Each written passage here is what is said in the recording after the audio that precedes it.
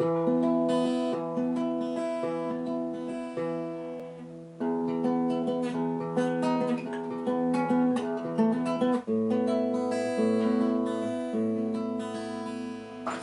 aí, gente, tudo bem? Aqui é a Vivian, tô aqui pra gravar mais um vídeo.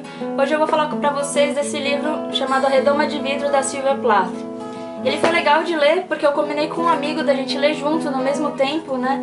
E aí isso é muito interessante porque dá pra conversar sobre o livro de forma mais informal, de repente o ponto de vista dele influencia no seu, ele abre umas portas que você não tinha conseguido enxergar ao longo da sua própria leitura, né? Além do que isso favorece a nossa atenção, a gente presta mais atenção nas coisas quando a gente tem alguém pra falar sobre elas, né? Esse amigo de quem eu tô falando, com quem eu li junto esse livro, é o Vidal Carvalho, do vlog Ratos Letrados, esse cara aqui. E ele é lá de Brasília, a gente não se conhecia pessoalmente ainda, né? A gente só se falava por Facebook. A gente combinou de ler esse livro e o desafio era também fazer anotações no livro à caneta. Porque daí dava pra gente deixar nossos comentários sobre partes específicas, também treinar o nosso desapego a essa entidade física que é o livro, porque eu não tenho costume de fazer anotações à caneta, né? Quando eu vou fazer anotações no livro eu compro outra edição só pra fazer as anotações. Mas enfim, tem um gatinho querendo participar do vlog aqui, né? Então é isso, essa edição que eu tenho aqui comigo era a edição, na verdade, que o Vidal leu lá em Brasília, ele comprou, eu comprei a mesma edição, cada um leu fazendo as próprias anotações, e aí quando a gente se conheceu pessoalmente a gente trocou de livro, então eu tô com o dele, ele tá com o meu. Mostrando aqui a dedicatória do Vidal, esse livro a gente leu em março desse ano.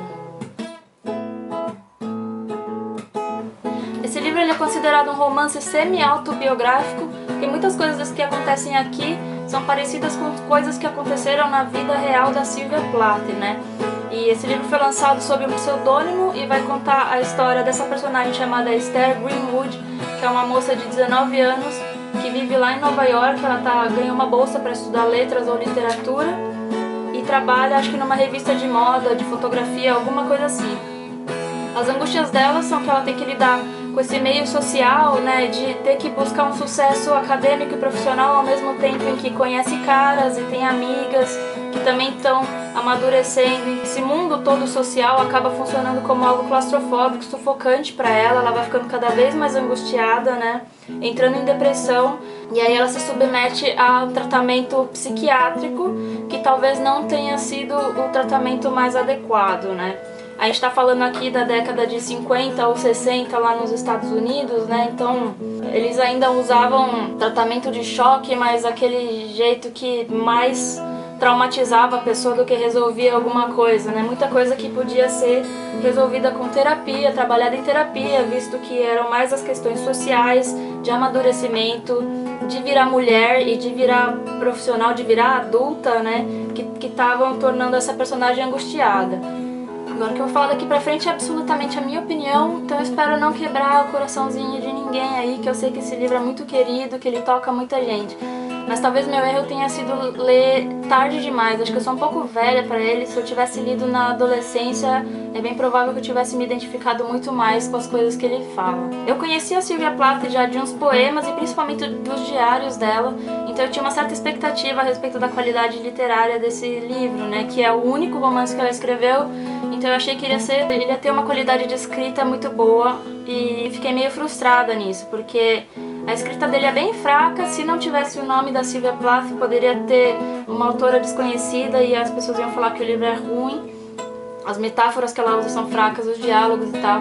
Lógico, eu não tô aqui entrando no mérito do assunto, né? O assunto é bem interessante, a depressão e as angústias, eu me interesso muito por isso. Só que a personagem não conquista a gente. Ela fala mal das amigas, ela fica preocupada se tal homem tá gostando dela, e tudo isso poderia ter sido escrito de uma forma mais interessante, de uma forma mais literária, mas achei muito fraco, então ficou parecendo simplesmente qualquer coisa que podia estar numa revista adolescente de hoje em dia.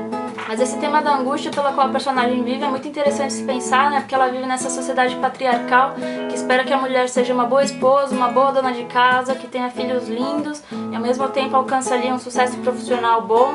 Só que enquanto isso ela é uma jovem de 19 anos que tá ali saindo pra vida, querendo se manter pura, esperando o momento certo, mas querendo ser descolada também, só que não podendo ser descolada demais, né? Aquele medo de fazer besteira, né? De perder a virgindade com o cara errado, de ficar grávida indevidamente. Tanto que uma das grandes liberdades que ela tem é quando ela sai do médico com uma pílula anticoncepcional, né? Inclusive ela vai falar...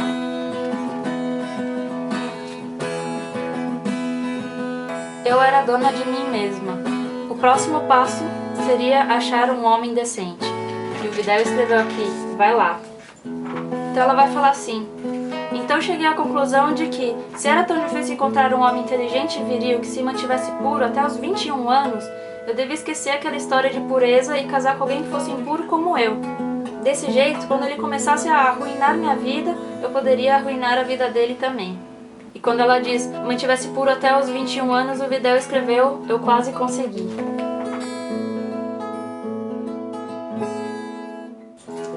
Tem uns detalhes legais ao longo do livro que também é interessante reparar. Por exemplo, quando ela está ali na faculdade, ela quer fazer a monografia dela sobre o livro Finnegan's Wake, do James Joyce. Para quem não conhece, é um livro absurdamente difícil, se não impossível de ler, cheio de neologismos, né? Aliás, neologismo é pouco, porque dá para contar nos dedos as palavras que realmente existem. Isso já mostra o descompasso dela, né, em relação ao que ela é e o que ela gostaria de ser. Na personagem ela é super frustrada em relação à escrita, ela queria escrever contos melhores, os contos são recusados, não sei o quê. E tem essa frustração, né, diante da considerada autoliteratura, assim. Outra coisa legal que eu não tinha reparado na minha leitura, foi o Vidal que apontou, é que aparecem várias flores durante o livro. Não sei se seja na decoração, como o cheiro, e o Vidal grifou todas elas, eu não tinha reparado nessa recorrência.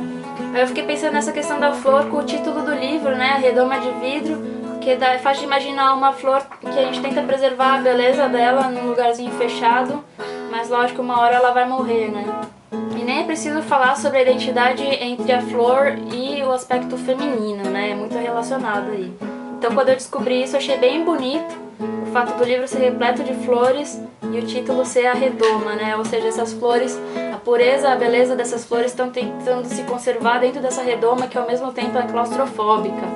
Ela vai dizer aqui, estaria sempre sob a mesma redoma de vidro, sendo lentamente cozida em meu próprio ar viciado.